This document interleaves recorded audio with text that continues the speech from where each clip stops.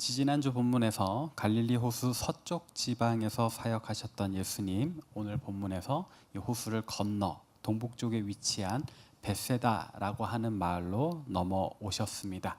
이곳 벳세다 어떤 곳이었는가? 이전에 예수님께서 오병이어 사건으로 5천 명의 무리를 배부르게 먹이셨던 곳이기도 하면서, 한편으로는 예수님께서 많은 기적과 권능을 일으키셨는데도 불구하고 사람들이 예수님을 메시아로 인정하지 않고 이 정치적인 왕으로만 보았기 때문에, 그리고 자신들의 잘못된 행동에 대한 회개는 하지 않았기 때문에 예수님께로부터 책망받은 마을이기도 합니다. 어쨌든 사람들은 예수님을 향해서 무언가 우리와는 좀 다른 존재로 인식하기 시작했어요. 특별히 일으키시는 그 기적과 치유 때문에 오늘 본문 속에서도 몇몇의 사람들이 예수님께 한 맹인을 데리고 왔습니다. 그들이 예수님께 이 맹인을 데리고 온 이유는 분명합니다. 예수님께서 그를 고쳐주셔서 그가 다시 앞을 보게 되는 것이니까요. 그런데 우리가 예수님께서 누군가를 고친다 할 때에 우리가 굳이 표현하지 않더라도 의뢰히 그럴 것이라 생각하는 한 수식어가 있을 겁니다. 뭘까요? 바로 즉각적으로입니다. 어떤 병이 있든지 간에 예수님께서 손을 대고 기도하시면, 예수님께서 내 믿음대로 될지어다 하면 이 사람의 병이 곧바로 낫기를 원하지 않겠습니까? 이 맹인에게 대해서도 사람들은 그렇게 생각했을 겁니다. 예수님께만 데려가면 이 사람은 완전히 밝게 보게 될 것이다. 실제로 예수님 사역의 대부분이 그런 즉각적인 능력을 발휘했습니다. 다리 저는 자도 즉각적인 치유, 귀신 들린 아이도 즉각적인 치유, 심지어는 거센 풍랑조차도 예수님 말씀하시니 곧 잠잠해졌다. 예수님의 모든 사역, 예수님의 모든 기적 다 즉각적인 응답을 동반했습니다. 그런데 오늘 본문 속에서 예수님의 치유 기적은 조금 다른 역사를 보였습니다. 어떻게요? 이 맹인이 단계적으로 혹은 점진적으로 즉각적이지 않은 다시 봄을 누리게 되었다. 어떤 과정을 거쳤는지 오늘 본문을 통해서 한번 볼까요? 마가복음 8장 23절 24절 함께 읽습니다. 시작. 예수께서 맹인의 손을 붙잡으시고 마을 밖으로 데리고 나가사 눈에 침을 뱉으시고 그에게 안수하시고 무엇이 보이느냐 물으시니 쳐다보며 이르되 사람들이 보이나이다. 나무 같은 것들이 걸어가는 것을 보나이다 하거늘. 아멘. 여기 보니까 예수님께서 사람들이 데리고 온 이 맹인의 손을 잡고 마을 밖으로 나가셨습니다. 이렇게 하신 이유는 언젠가 설교 때 말씀드렸던 것처럼 사람들 소란스러운 데서 이 사람을 치유하지 않으시고 이 사람의 치유 행위를 다른 사람들의 구경거리, 가십거리 그렇게 되지 않도록 아마도 이 사람을 따로 데리고 나가서 이 사람과 인격적인 관계를 맺으시며 이 사람에게 가장 적합한 치유를 하기 위해서가 아니었을까 생각을 해봅니다. 그를 따로 따뜻한 돌봄하기 위하여.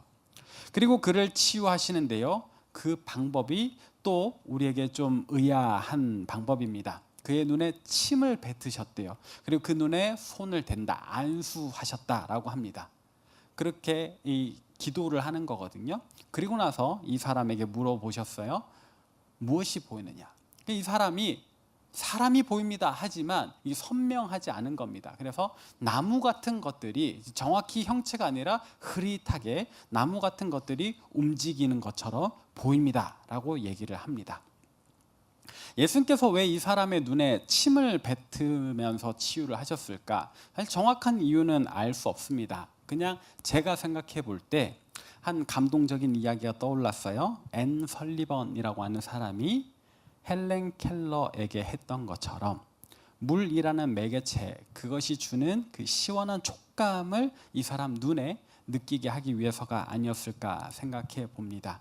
앤 설리번이 헬렌 켈러 어렸을 적에 뇌수막염으로 시력과 청력을 잃은 이 헬렌 켈러에게 글자를 가르치는데요. 뭐 보이지 않고 들을 수 없는데 어떻게 언어를 깨우치겠어요? 그럴 때 헬렌 켈러에게 이 펌프에서 쏟아지는 물에 한쪽 손을 대게 하고, 그리고 이 반대쪽 손에 워터라는 글자를 써줬답니다. 그게 헬렌 켈러가 처음 익히게 된 배운 단어인 거예요. 물의 촉감을 느끼면서 이것이 물이구나 라는 걸 깨달을 때, 훗날 헬렌 켈러가 자신의 책에 이렇게 씁니다. 그때 그 촉감을 돌이켜 보면서 하는 말이요, 갑자기 잊고 있던 것, 그래서 가물가물 흐릿한 의식 저편으로부터 서서히 그 생각이 모습을 드러내며 돌아오는 떨림을 감지했다. 언어의 신비가 그 베일을 벗는 순간이었다. 나는 그제야 지금 내 손 위로 세차게 내려 꽂히는 이 차가운 물줄기가 물이라는 것임을 알았다. 이렇게 이 헬렌 켈러가 보지 못하고 듣지 못하고 완전히 고립되어 있는 것 같은 상황 속에서 무엇이 자기를 끌고 들어오는가, 누군가 선생님이 부모가 옆에서 이 사람을 데리고 가려고 해도 만지기만 해도 헬렌 켈러는 소스라쳐가지고 놀래면서 거친 폭력적인 성향을 보였었거든요. 그런데 이 치료가 이 앤 설리번과의 만남이 완전히 새로운 페이지로 넘어갔던 순간이 이 물이 주는 시원함, 거기에서부터였단 말이죠. 아마도 예수님께서 그런 이 사람이 지금 삭막한 이 메마른 마음 심령 속에 있는데 거기에 대해서 이 사람에게 무언가 새로운 자극을 주고 싶으셔서 그 눈에 이 시원한 촉감을 느끼게 하시려고 했던 것이 아닌가라는 생각을 해봅니다. 그 방법에 대한 것은 우리가 여기 정도로, 그 이상은 신비로 남겨놓고요. 다시 우리가 본론으로 돌아와서 예수님의 치유 행위, 다른 모든 즉각적인 치유와 오늘의 본문 속의 치유가 다른 점 무엇이냐? 즉각적이지 않다, 단계를 밟았다라는 거예요. 예수님께서 다른 사람들에게 하지 않던 그 눈에 침을 바르는 행위까지 하면서 이 사람을 어루만지셨는데, 돌보시는데, 낫게 하시는데 즉각적인 회복이 일어나지 않는다. 그렇다면 이 사람의 시력은 어느 정도인가? 오늘날 이 안과 체계로 볼 때 한 -5 정도 되지 않을까 싶습니다. 이건 정확한 근거가 있습니다. 제가 -5거든요. 제가 안경을 벗으면 여러분들이 나무같이 보입니다. 이렇게 흐릿하게요. 사람이 있는 건 보이는데 이렇게 얼굴을 알아볼 수는 없는 정도, 아마 그 정도일 것 같아요. 그래서 이 사람이 그렇게 사람이 보입니다, 근데 나무처럼 흐릿하게 보입니다 하니까 예수님께서 한 번 더 안수를 하십니다. 그제서야 이 사람이 어떻게 되었는가? 오늘 본문이 마가복음 8장 25절 한번 읽어봅시다. 시작. 이에 그 눈에 다시 안수하심에 그가 주목하여 보더니 나아서 모든 것을 밝히 보는지라. 예수님께서 다시 안수하니까 이 사람이 이제 주목해서 본다, 눈에 힘을 줘서 보는 거예요. 그러니까 그제서야 밝아져서 정상적인 시력을 회복을 하는 겁니다. 다시 밝히 보게 되었다. 제가 뭐 이렇게 표현하기로는 뭐 1단계, 2단계 단계적인 치유다 하지만은 사실 치유 행위 자체는 똑같지요. 같은 행동을 2번 반복하시는 겁니다. 그제서야 이 사람의 눈이 나았다, 완전히 선명하게 보게 되었다. 예수님께서는 왜 이 사람에게 이렇게 나눠서 치유를 하신 것일까? 이날 예수님 컨디션이 좀 안 좋았던 탓일까? 그래서 능력이 좀 모자라셨던 것일까? 왜 이 사람은 한 방에 즉각적으로 고치지 못하셨을까? 여러분들은 어떻게 생각하십니까? 정말로 예수님의 능력이 부족했던 것일까? 학자들이 생각하기로는요, 이것은 예수님의 능력의 부족이 아니라 지금 옆에서 이 사람의 치유 행위 현장에 함께 있는 예수님 제자들에게 하고 싶은 이야기가 있어서라는 겁니다. 그것은 어떤 것인가? 지금 본문의 상황이요, 이전의 단락, 우리가 읽었던 이 마가복음 8장 22절 이전의 단락을 보면 예수님께서 제자들을 꾸중하시는 이야기가 나옵니다. 어떤 구절인가? 마가복음 8장 19절에서 21절 같이 한번 읽어보죠. 시작. 내가 떡 5개를 5천 명에게 떼어줄 때에 조각 몇 바구니를 거두었더냐? 이르되 12이니이다. 또 7개를 4천 명에게 떼어줄 때에 조각 몇 광주를 거두었더냐? 이르되 7이니이다. 이르시되 아직도 깨닫지 못하느냐 하시니라. 아멘. 예수님께서 이 적은 양식을 가지고 엄청나게 많은 사람 먹이신 사건이 2개가 있어요. 우리가 다 기억하는 것은 오병이어잖아요. 제가 지지난주 설교로 다루었으니까. 근데 오병이어의 버금가는 기적이 이 마가복음 8장 1절부터 나옵니다. 거기에 보면 칠병이어라고 이름 지을 수 있는 기적이 나와요. 마찬가지로 보리떡 7개와 물고기 2마리로 몇 명? 성인 남성을 셌을 때 4천 명을 먹인 사건이 나옵니다. 그럼 왜 칠병이어는 잘 얘기를 안 하는가? 오병이어가 더 대단하거든요. 보리떡 2개가 부족한데 1,000명을 더 먹였어요. 그래서 우리가 주로 오병이어 사건을 많이 이야기를 합니다. 근데 이 마가복음 안에서 예수님께서 칠병이어 사건을 좀 전에 일으키신 거예요. 얼마 전에, 불과 며칠 전에. 그런데도 제자들이 예수님의 구주되심을 완전히 믿지 못하는 겁니다. 그래서 예수님께서 꼬집으시는 거죠. 내가 보리떡 5개와 물고기 2마리로 5천 명 먹이고 몇 광주리가 남았냐? 그 남은 음식이 몇 바구니냐? 내가 또 보리떡 7개와 물고기 2마리로 4천 명 먹이고 남은 게 또 몇 개냐? 이게 작은 기적이냐? 내가 너희 앞에서 얼마나 더 대단한 걸 보여줘야 너희가 나를 온전히 믿겠느냐? 나를 2번이나 해도 못 믿는다 라는 메시지를 제자들에게 하고 싶으셨다라는 거죠. 그런 맥락에서 볼 때 예수님께서 이 맹인의 눈을 2번에 걸쳐 치유하신 것, 제자들의 어리석음을 꼬집으려 하셨다. 지금 너희의 영적인 눈도 이 맹인과 다름없다라고 말씀하시는 것, 아주 이상한 해석은 아닌 것 같습니다. 그렇게 볼 수 있을 것 같습니다. 그래서 오늘 본문 속에 예수님께서 이 맹인을 2번에 걸쳐 치유하신 것은 예수님의 능력이 모자라서가 아니라 그조차도 하나님의 의도, 하나님의 숨겨진 뜻이 있어 행하신 것이다 라고 보겠습니다. 그렇다면 이제 오늘 이 말씀을 하나님 말씀으로 읽는 우리에게는 주님께서 어떤 말씀 주실까요? 오늘 본문을 통해서 우리가 기억해야 할 교훈은 2가지로 요약할 수 있겠습니다. 첫 번째는 이것입니다. 하나님의 역사는 반드시 이루어진다. 맹인의 치유가 그 과정이 즉각적이든 단계적이든 그것과는 상관없어요. 그게 중요한 게 아니에요. 결론이 어떻게 되었습니까? 이 맹인이 밝히 보게 되었다라는 겁니다. 우리 생각에는 하나님께서 기도할 때 바로 이루어 주셨으면 좋겠지. 그러나 하나님께서 바로 이루어지게 하시든 좀 기다리게 하시든 결론이 뭐가 중요하다? 결론이 어떻게 되는 게 중요해요? 응답 받는다라는 것. 그것도 온전한 응답을 받는다라는 것. 그게 중요합니다. 비록 그 과정이, 그 시점이, 방법이 우리 생각과 다르다 할지라도 그것은 하나님의 능력이 부족해서가 아니에요. 하나님의 우리를 향하신 뜻, 그 뜻을 가리켜 성경은 이렇게 표현합니다. 하나님의 선하시고 기뻐하시고 온전하신 뜻이라고요. 하나님은 우리의 아버지 되십니다. 그래서 우리에게 가장 좋은 것을 주기를 원하세요. 그것도 최적의 타이밍에 주기를 원하신단 말입니다. 때때로 우리의 요청을 하나님 보시기에 불필요해 보여도 선물로 주실 때도 있고, 때때로 우리가 너무 간절하게 원해도 우리에게 해가 된다면 우리가 아무리 때를 써도 거절하기도 하시고, 그죠? 결론은 뭐다? 내 뜻이 아니라 하나님의 뜻이 선하신 뜻이에요. 온전하신 뜻이에요. 우린 그걸 기억을 해야 됩니다.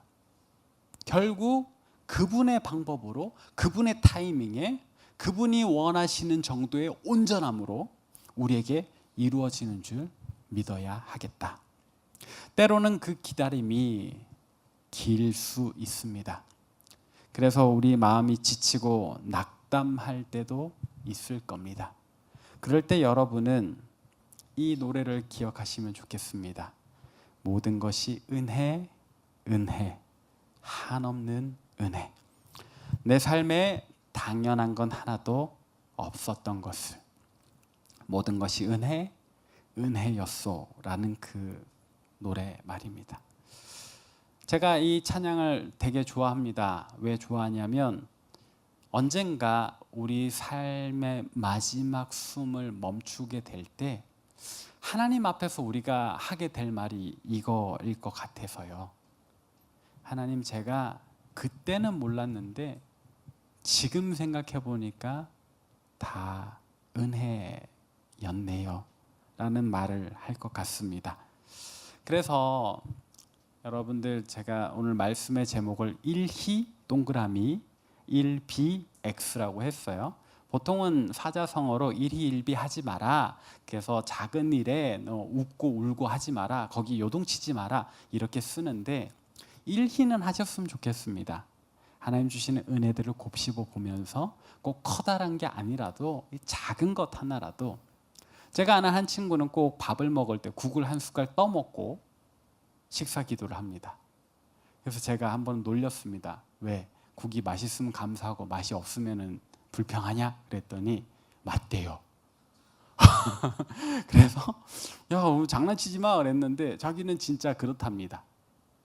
그렇다고 우리가 다 그렇게 식기도를 하자는 것은 아니에요. 근데 제가 이렇게 좀 인상 깊게 다가온 건, 그 친구는 진짜로 하나님과 친밀한 대화를 하는 것 같았어요. 하나님, 오늘 국이 너무 맛있습니다. 잘 먹겠습니다. 감사합니다. 이렇게 기도를 한다는 거잖아요. 국이 맛이 없으면 하나님, 오늘은 국 패스, 다른 걸로 맛있게 먹겠습니다. 이렇게 기도를 한다는 거잖아요. 재밌기도 하고, 한편으로는 신앙생활 그렇게 하는 건가 보다. 재밌게요. 행복하게요. 좋으신 하나님을 믿잖아요. 우리를 사랑하시는 분을 믿잖아요. 근데 왜 우리는 신앙생활을 엄격하게 재미없게 생각하는 겁니까? 힘들게 여기는 겁니까? 아니요. 신앙생활은 작은 것 하나에도 웃으면서 행복하게 하는 거다. 일희하는 겁니다. 일희합시다. 일비는 하지 말고. 그래서 오늘 말씀을 통해 우리가 배워야 하는 교훈 두 번째는 이것입니다. 우리는 믿든지 아니 믿든지 하나님은 자신의 일을 행하신다. 오늘 본문 속에서 예수님 첫 번째 치유 행위 하셨을 때에 사람들은, 제자들은 이렇게 생각했을 겁니다. 이 사람이 또 눈을 떠서 번쩍 떠서 앞을 보겠지. 그런데 막상 이 사람에게 무엇이 보이느냐 하니까 사람이 보이긴 하는데요, 나무같이 보여요, 뭐 이런 얘기를 했을 때 주변 사람들 의아하게 생각했을 겁니다. 적어도 우리는 이상하게 생각되지 않습니까? 그러나 예수님께서, 그 옆에 있던 제자들이, 다른 사람들이 왜 예수님이 이번에 한 방에 못 고치셨지? 라고 의심하는 것, 우리가 이걸 이상하게 여기는 것 신경 쓰셨을 것 같습니까? 아니요. 예수님은 그 사람만 보고 계십니다. 눈에 침을 발라주시고 안수했는데 이 사람이 아직 완전하게 보지 못한다. 다시 한 번 더. 그래서 결국 이 사람을 완전히 보게 하신다. 거기에 예수님 고려하는 것은 다른 사람은 없어요. 그냥 내가 이 맹인 하나, 그리고 하나 덧붙이자면 이 나를 온전히 믿지 못하는 이 좀 모질한 제자들 한번 꾸짖으시고 이 사람에게는 치유를 하신다. 예수님에게는 이게 왜 안 되지? 이런 불안 같은 거 없었을 겁니다. 저의 경험을 하나 이야기를 하자면요, 예전에 어떤 분 집에 에어컨 청소를 해드리러 갔어요. 근데 그 집 거실 에어컨이, 혹시 아실란가 모르겠네, 이게 LG에서 나온 듀얼이라는 에어컨입니다. 저는 쌍쌍바라고 부르거든요. 생긴 게 쌍쌍바처럼 생겨가지고, 평소에는 이제 그 냉기 나오는 구멍이 안쪽으로 들어가 있다가 전원 키면 빙 돌면서 이제 나와가지고 바람이 쫙 나온단 말이죠. 근데 이 에어컨은 청소를 하려면 좀 힘들어요. 뭐가 힘드냐? 앞판 까고요, 위에 헤드를 들어서 빼야 돼요. 근데 이게 굉장히 무거워요. 제 느낌에는 20kg가 넘는 것 같아요. 근데 원래 에어컨이란 게 밑에서 냉기를 뽀고 해가지고 앞으로 쫙 나오잖아요. 근데 이 중간에 틈이 있으면 냉기가 다 빠져서 안 되겠죠. 틈이 없이 그 위에 한 20kg 정도의 무게가 꽉 누르고 있단 말이죠. 그럼 이거를 뽑을 때 이게 부드럽게 빠질까요? 어렵게 빠질까요? 절대 부드럽게 빠지지 않습니다. 왜냐하면 틈 없이 이게 제품이 딱 물려 있는데 한 20-30kg가 중력에 의해서 계속 누르고 있잖아요. 1년 내내. 1년에 한 번 청소하는데 뽑잖아요. 빡 하는 소리와 함께 이게 진짜 부러질 듯이 빠집니다. 그래서 제가 이렇게 에어컨 청소하러 갔더니 이제 그분은 뭐 이렇게 방에서 게임하고 계셨던 것 같아요. 컴퓨터 게임을 하시는 것 같아요. 제가 이걸 힘줘서 빡 하는 순간 그분이 놀래서 뛰어나오는 겁니다. 그 부러진 거 아니에요? 이러면서 뛰어나오는데 제가 그 집주인의 반응을 신경 쓸까요? 안 쓸까요? 저는 쓰지 않아요. 부러진 게 아니거든요. 제가 아주 잘 하고 있는 거거든요. 저의 계획 안에 이 정도 소음은 다 있는 겁니다. 주인의 반응도 예상을 했습니다. 이거 뽑으면 분명히 튀어나온다. 혹시 여러분들 중에 이 듀얼 에어컨 쓰시는 분은 에어컨 청소하실 때 빡소리 나도 놀라지 마시고. 그래요. 예수님께서 이 맹인을 치유하실 때에 이게 왜 안 되지? 전혀 불안해하지 않으셨을 겁니다. 사람들의 의심 섞인 시선 신경 쓰지 않으셨을 겁니다. 애초에 그렇게 치유하기로 마음 먹으셨을 테니까. 모든 것이 하나님의 계획 안에 있다. 우리가 그분을 믿든지 아니 믿든지 간에 하나님은 그 자신의 선하시고 기뻐하시고 온전하신 뜻을 따라서 우리의 인생을, 온 세계를 이루어 가고 계십니다. 불안한 건 누구예요? 그분의 뜻을 알지 못하는 우리가 불안한 거지. 집주인이 이 모델을 모르고 이렇게 청소 과정을 모르니까 집주인이 불안한 거지. 이렇게 청소를 하는 이 모든 계획을 세우고 그대로 이루어가고 있는 저한테는 노 프라브럼이에요. 아무 문제 없이 잘 되고 있는 거예요. 하나님을 향한 절대적인 신뢰를 좀 가지셨으면 좋겠습니다. 우리의 인생은 하나님의 선하시고 기뻐하시고 온전하신 뜻대로 잘 가고 있다고. 제가 감히 단언하건대 하나님을 건강하게 믿는 사람은요, 그리고 바른 신앙생활하는 사람은요, 그런 사람 중에서 생의 마지막 순간에 내 인생 잘못 살았다, 망했다 후회하는 사람은 없을 겁니다. 왜요? 하나님 믿는 사람은, 건강하게 믿는 사람은 자기 인생이 하나님 손 안에서 그 기뻐하시는 온전하신 뜻 안에서 잘 돼 왔음을 아니까는요. 그래서 오늘 말씀의 제목으로 다시 돌아가는 겁니다.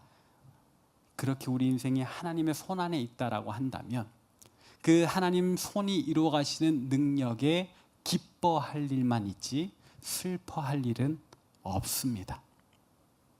생각해보면 오늘 본문 속에 맹인, 그 맹인이 제일 힘들 거 아니에요. 앞을 보지 못하는데 예수님을 만났는데 기껏 보게 되는 게 나무같이 흐릿한 시야다. 근데 맹인은 아마 또 제가 단언하건대 이 모든 치유 속에서 절망하는 순간이 한순간도 없었을 겁니다. 왜요? 당장 저만 해도 그래요. 제가 안경을 벗고 돌아다니면 제대로 못 다니겠죠. 그래도요, 하나도 안 보이는 것보단 낫거든요. 이미 보지 못하는 상황 속에서 예수님 만났더니 그동안에 어떤 의사도 고쳐주지 못했는데 예수님 만났더니 눈이 다시 보이기 시작해. 이미 그거 자체가 은혜다. 이것만으로도 은혜다. 근데 예수님께서 나를 다시 한 번 더 안수해 주셔서 완전히 보게 해주셨다. 두 번째는 보너스 은혜죠.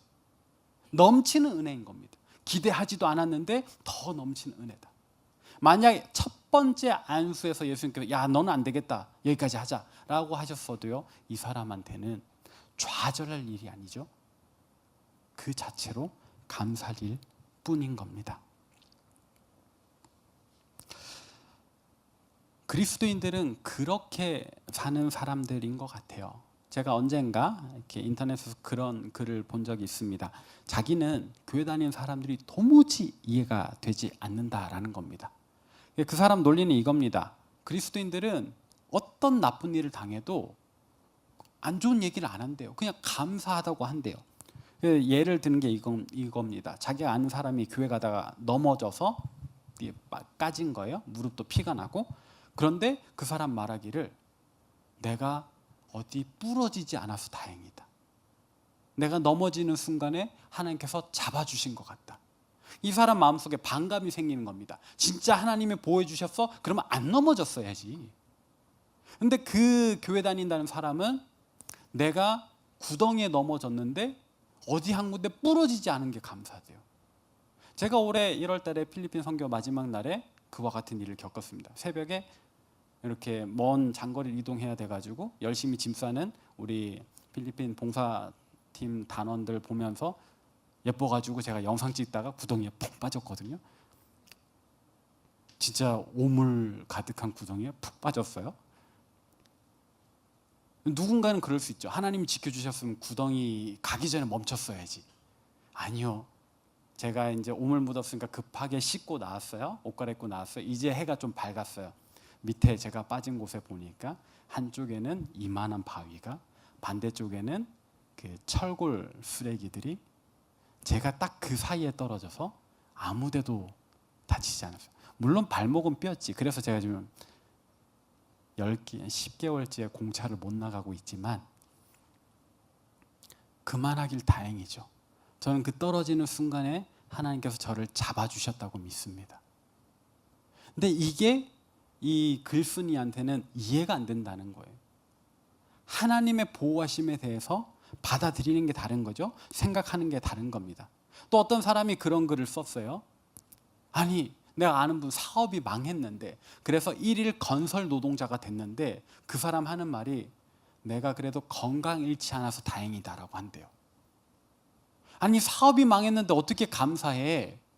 근데 그 사람은 그겁니다. 내가 일해서 오늘 먹고 살 수 있고 내가 일할 수 있으니까 재기할 수도 있다. 내가 망하기는 했지만 완전히 넘어지진 않았다. 하나님께서 내 몸까지 치셨으면 어쩔 뻔했냐. 생각하는 게 다른 겁니다. 일희는 해요. 그 와중에서도 감사할 일을 찾고 기뻐하는 겁니다. 그러나 일비, 슬퍼하진 않아요. 좌절하진 않아요. 무너지지 않아요. 이게 그리스도인이에요. 결국 그 글쓴이가 하는 말, 그리스도인들은 사실 정신 승리하는 사람들 아니냐. 그렇게 봐도 좋습니다.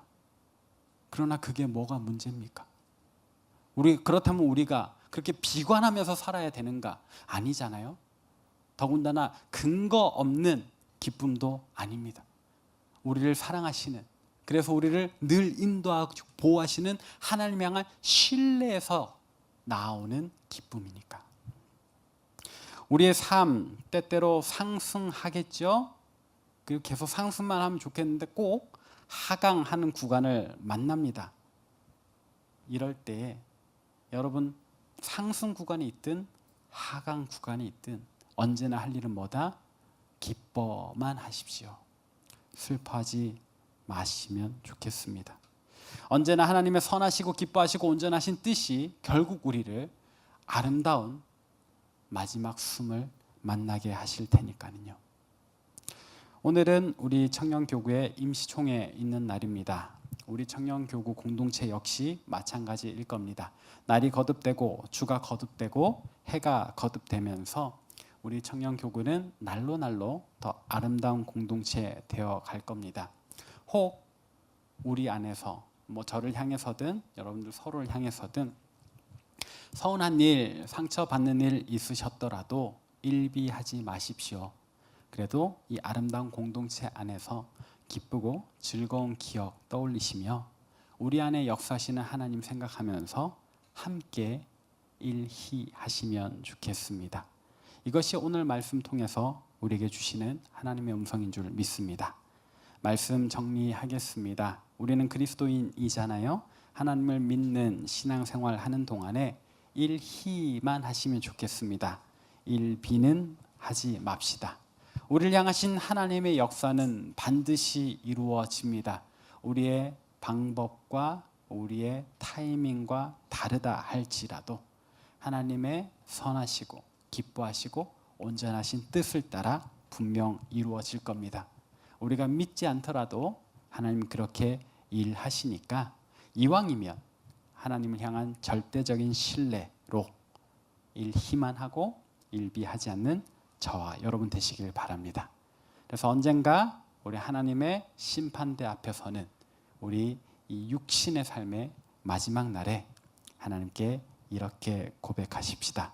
내가 누려왔던 모든 것들이 하나님의 은혜였습니다. 라고.